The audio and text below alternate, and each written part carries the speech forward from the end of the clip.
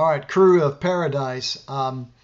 This is what I was talking about. These are the wind conditions we could encounter in our trip, or it could be completely different. But this is certainly one of the things that we're going to have to prepare for, and that is an extreme lack of wind.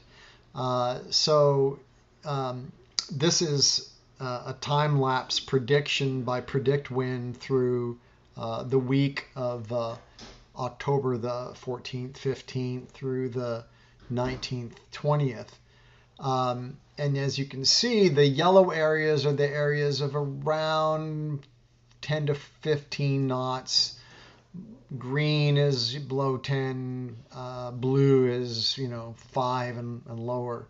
And so you can see here that that the challenge that we could run into is not much wind. Now there are little spots that will heat up once in a while.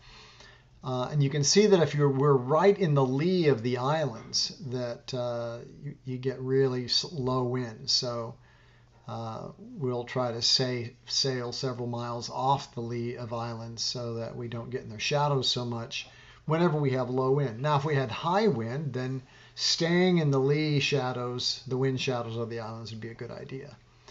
And then, sometimes a little wind comes along and you can get, 15 to 20 knots. As you can see, there's, once in a while a little storm comes through, and that's about 40 knots in the center of that little storm.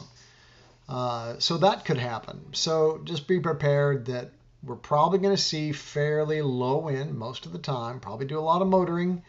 When it's below 10 knots, the motors will be on. When it's above 10 knots, then we may have enough wind to sail without motors. But this is the range of what could happen.